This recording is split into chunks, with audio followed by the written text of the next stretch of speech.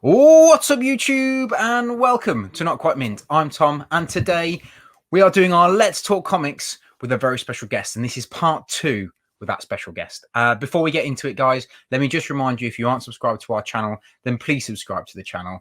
Give us that thumbs up because it means a hell of a lot to us, and smash that dingly bell so you don't miss any of our content coming up.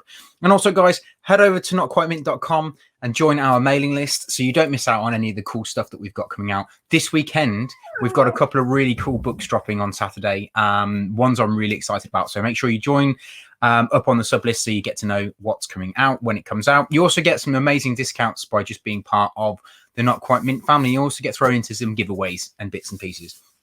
Anyway, guys, without further ado, let's get into this interview. This is part 2 of our interview with the amazing Gem Mint. Let's get into it.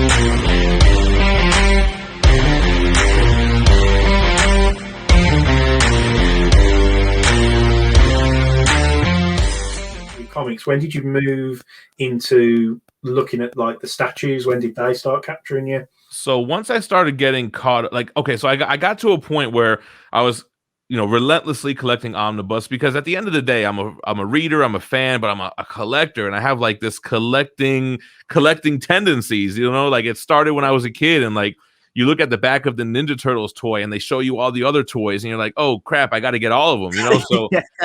it was at a point where I was kind of like caught up with picking up all the old omnibus, and I was only going to have to worry about getting the new releases. And for some reason I picked up the NECA quarter scale Ninja Turtles and I loved them, and I was like, wow, these are so big and they're so detailed. And then I kind of understood why people bought statues, because I had seen statues at my local shop, but I always just thought, man, those are crazy expensive. Who could afford that or whatever? But which is weird that I thought that, because I had key issues at the time. I had Hulk 181s. I had but to me, like, okay, those are comic books that are valuable and they appreciate in value, whereas I didn't really understand the statues. So anyway, I had the NECA Turtles. I was started to look towards statues, and I saw my friend on Instagram post the Wolverine versus Hulk maquette next to his Hulk 181, and I was like, yo, I gotta get that, so I was so nervous. Again, I don't understand why I was nervous to buy this. Like, it was a big I was spending a lot of money. It was like $650, but I had spent so much more on comics, but I don't know, just different hobby, right? Yeah. So anyway, I pre-ordered it, and it was shipping, but it was like it was still pre-order, you know what I'm saying? So I didn't really know when it was going to come. And again, I don't know why I was hesitant, because I was like so anxious that I went to Past, Present, Future, and I bought 2 statues while I was waiting for this one to ship. I bought the Apocalypse premium format, and I bought the J. Scott Campbell Spider-Man, which I didn't even realize wasn't the same scale. And to come to think of it, the Wolverine and Hulk is not even quarter scale. That's like a 1/5 scale diorama.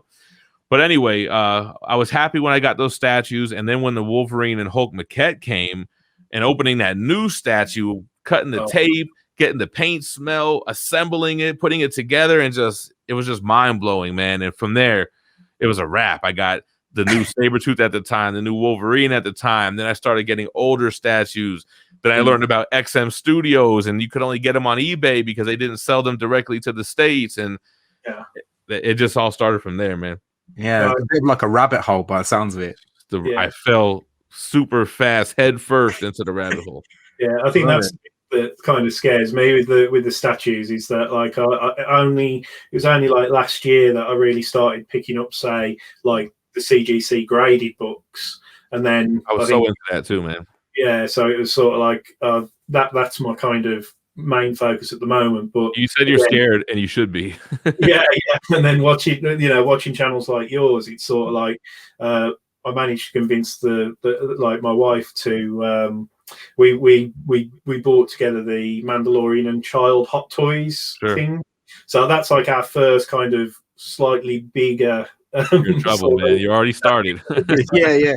Slippery slope, I think. See, the way I collect, so you got a couple keys behind you. First Deadpool, first Miles Morales. So I'm the type of collector that, like, when I've had something for a while and the thrill has worn off, like, I would sell those too and then buy something else. Not that I'm telling you to do it, but that's like how I used to build up my collection. And I would try to, always buy good, I don't want to say buy low, but always try to get good deals. And then if something started taking off, I'd be like, okay, it's time to sell that. Let's get the profit up out of there and put it into something else. Now, luckily, with having the channel, that became an instrument to help me collect and fund the hobby itself and let me get more than I was able to get when I was just kind of, buying and selling and just saving up, Yeah, that's wicked.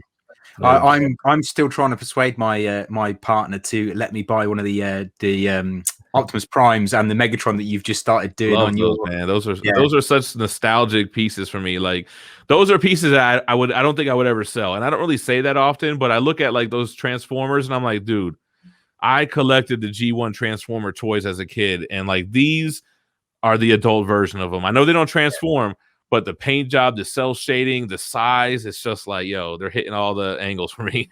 Yeah, I'm a huge Transformer fan. Like Rich was saying that he dipped in and out of collecting. I literally started collecting Transformers and it's just gone from there. I've never stopped. You know what? I don't know that I love Transformers the whole time. Like, I loved the cartoon. I loved the first movie. I loved Beast Wars, but I didn't really follow it that much after that. It just is like a nostalgic thing for me. I don't know.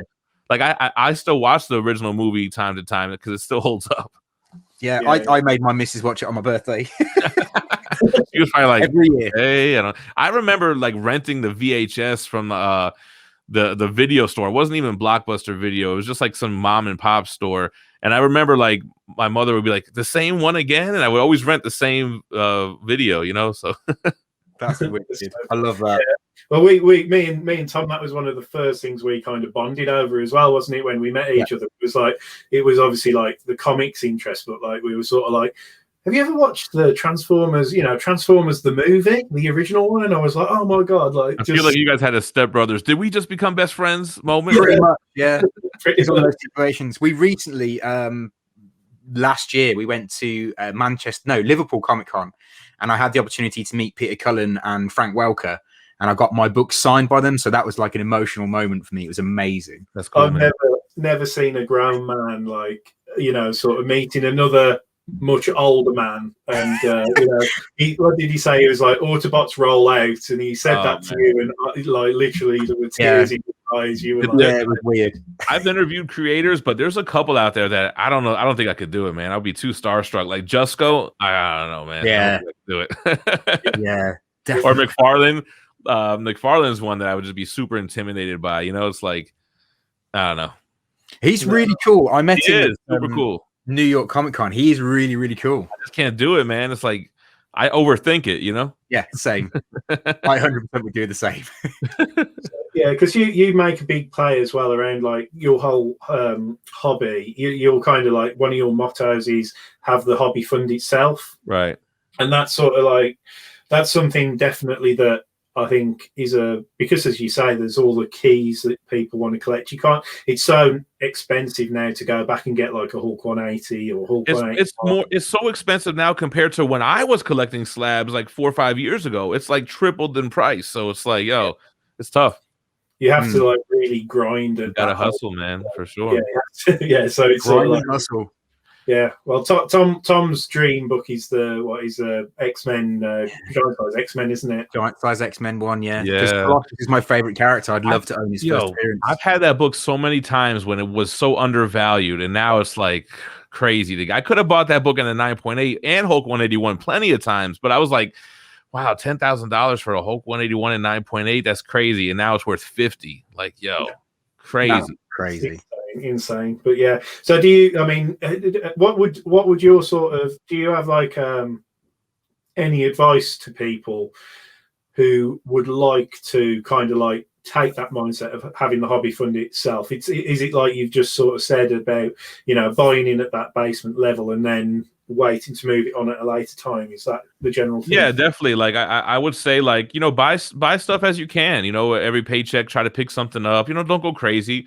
Pick something up here or there. Put sets together. Maybe buy single issues, and once a set's complete, you could sell it because you might take a loss, but you got your enjoyment out of it, and at least you're getting something back. And I encourage you to look at your collection. If you really want to get something new, I mean, there's got to be stuff you got there that you don't love anymore that you wouldn't mind parting with, or sometimes there's stuff that I kind of want to keep, but it's just increased in value so much. It makes financial sense to sell it now and then like take that and put it into something else. Like, I don't like to say flip because I don't go out and buy multiple copies of something and with the intention to sell.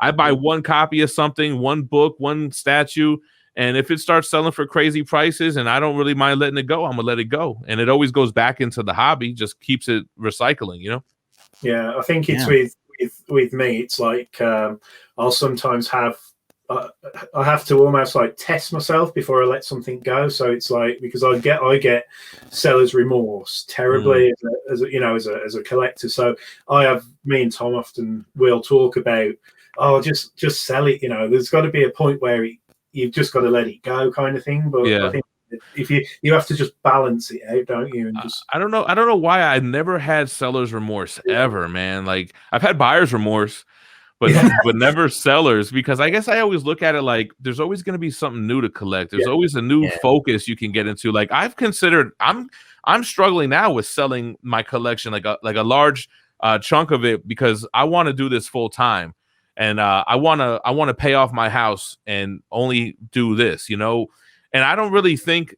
It's just daunting to sell a lot of things, but I don't think I would have seller's remorse because I would continue collecting with my same method and just build it in a different way, in a better way. It's like it's always going to be better because you have all the experience of what you went through putting that one collection together. Yeah, I think that's right. I admire that, and I think massive. I definitely would like. I think I'm moving towards that mindset a lot more. I think. Let me give you an example. So. Around 2019, I sold all of my statues, like every single one, right? And because I wanted a new car. I never bought a car that I wanted. I've always just been stuck with some crap that I had to have. You know what I'm saying? I was never in a position to have something nice. So for whatever reason, I was like, I really want to buy this truck. So I was like, all right, you know what I'm gonna do? I'm gonna sell all my statues and I'm gonna just pay it off. So brand new car, paid it off with my collectibles. I never had to make a monthly payment. You know what I'm saying? Like, it was always like putting down 10 grand, 10 grand, 10 grand, boom, paid it off. And if you look at my house right now, I have more statues now than I had when I did that sell-off.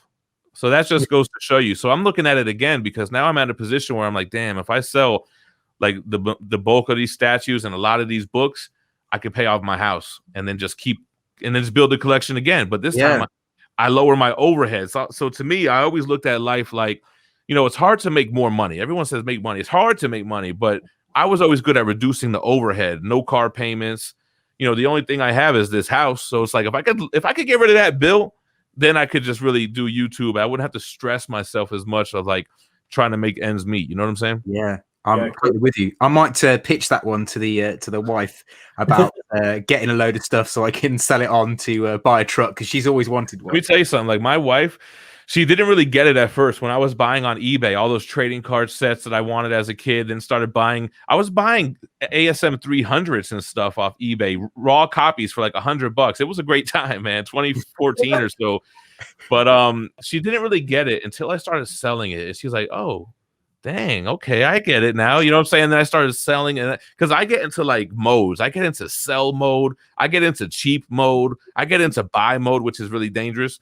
But I get into these like modes, right? So sell mode, she got it, and she actually was the first one to convince me to leave her job. She was like, "Look, man, this is what we spend at daycare. This is what we spend with eating out, da da da da." And she did it. So she hasn't worked since like 2013. So now I've built myself into a position where I'm trying to do what she did, you know what I'm saying, and just buy our freedom. That's how I look at it, you know. That's cool. I like that. Buy your freedom. I really think that's a really cool way of looking That's at it. how I look at it, because even if I'm losing a good source of income, I'm free. You know, I don't have to do anything that I don't really want to do, you know? Yeah. That's so cool. So cool. Do you have, at the moment, then, if we sort of talk more about comics, do you have like a favorite kind of like run or anything that you're really enjoying at the moment?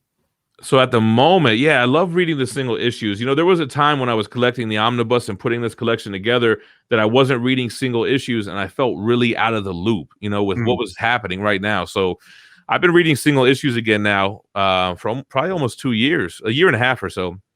I'm really loving Donny Cates, man. He's killing it on Thor. I love what he's doing with Venom. I love Chip Zdarsky, what he's doing with Daredevil and Stillwater. Digging what's happening. I'm loving Future State, and I really thought it was going to be whack, to be honest. Like, I was like, oh, all these new people and changing characters and all this stuff, but I've been enjoying Future State, and prior to that, like Scott Snyder stuff, James Tynion stuff, especially like his indie stuff, like Department of Truth and Something's Killing the Children. Good, that one. You know, so I'm definitely I'm enjoying single comics right now, and if I don't like something, I drop that title quick. Like, I'll give you 3 issues. If it still sucks, out of there. See it. That's it, man. Yeah, I mean, we Donny Cates has really, like I say, really resonated over here. And you mentioned obviously the Daredevil Zdarsky run. I'm kind of waiting to get that in some kind of an omnibus or something at some point, because I was late on starting to read it, but having read it since about issue 20. And there's trade paperbacks you can read. I had to read the trades to get caught up, you know, and I did that with Venom as well. I wasn't on those when they were starting at number 1s.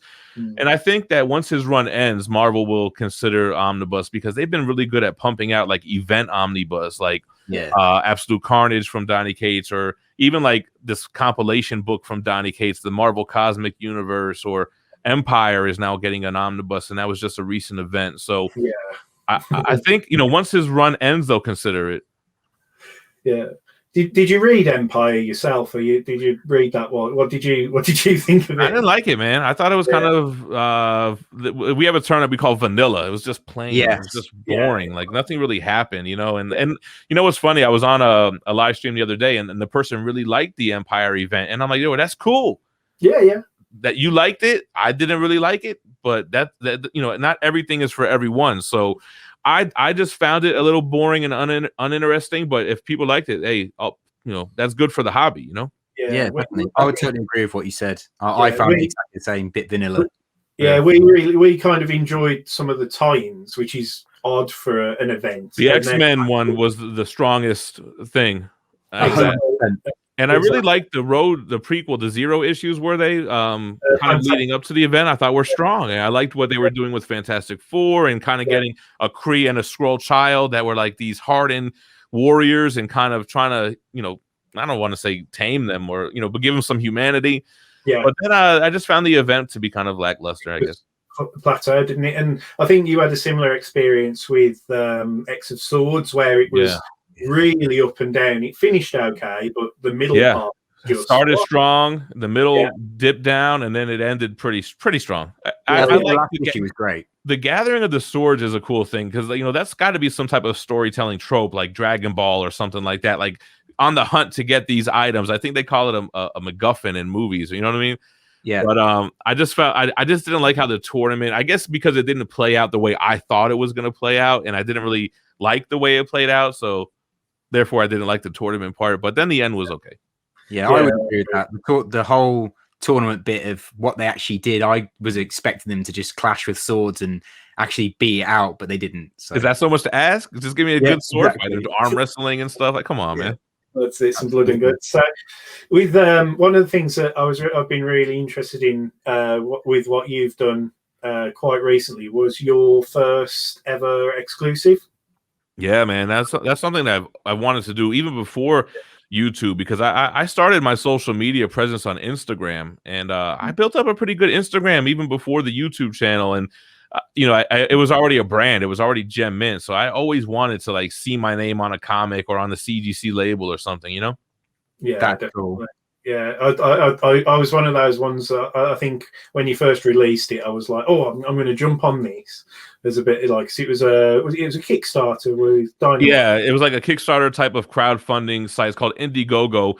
Indiegogo is actually a little bit more I don't know, user friendly, I would say, because with Kickstarter, you don't get the money until it closes, right? With Right. Indiegogo, you get the money as soon as somebody orders. I think as long as you pass the initial threshold. So Dynamite was able to start printing the books before the campaign even ended. Like Mm-hmm. customers already got their copies, and it just ended not too long ago. It's so cool. So cool. I Yeah, mean, it was it was a really cool experience. The next one I'm trying to work on, because my daughter is very talented, man. She's a really good artist, and I'm trying to get her to draw this Red Sonja cover and do another one with Dynamite. But it also will be my daughter's first published comic book art at the same time. So that's so cool, man. I've got that similar same dream of like getting my art on a cover and my name. That would be great. I try to tell my daughter, I'm like, you don't understand. I'm in a unique opportunity where we can get you published. Like not maybe it's not so much you really have a job where it's published on the main cover, but at least your artwork is published in some type of form. There's artists that are incredible that probably will never get that opportunity because they just don't know the right people. Yeah. So I'm trying to kind of use my influence to get her in the game because she's really good, man. And I think that if I can get her to do what she loves for a living, I mean, that's all anybody could ask for, Yeah, definitely as a dad, that's you just want your kids to be happy and successful, don't you? So yeah, totally. And I don't want her to have like a ton of shit jobs like I had through my teenage and 20s and 30s, and like you don't understand, it sucks out there. So like if you can kind of get something popping with your God-given talent, then that's all you could ask for, That's yeah, so, absolutely. so cool. So Gem, if you like had a chance to do your own book, if it was about you, what sort of like book would it be, and kind of what sort of angle would you go, and what sort of creative team would you have? The thing is, what's funny is like I'm not a creative person. I don't think like I have no idea. I'm a great orchestrator. I could definitely get a writer, an artist, a publishing company. I could sell it. Like I'm good at that. Now it's funny, like I guess I am a content creator, and lately I've been getting more creative with like little skits and stuff in my videos. But like as far as trying to come up with ideas, I can't. My brain stops there. It's like, yo, that's not your forte. So I have no idea, bro. But I would love to publish something. I kind of look at comics kind of like the music industry. And I've always admired like rappers who started their own record label and sold their own music and own their own master. So I kind of like, I would love to have like a comic book under my own company that I could sell directly to my customers without any middlemen. And that's very possible. I mean, I am working on something right now, but I kind of haven't given it my full attention.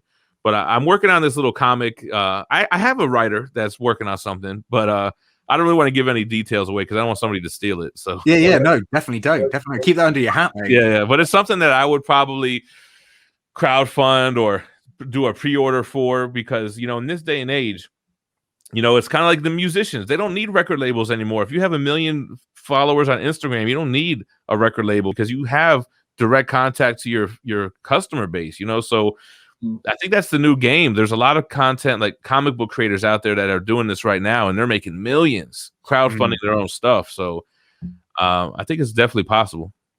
Yeah, that's so cool. That's so cool.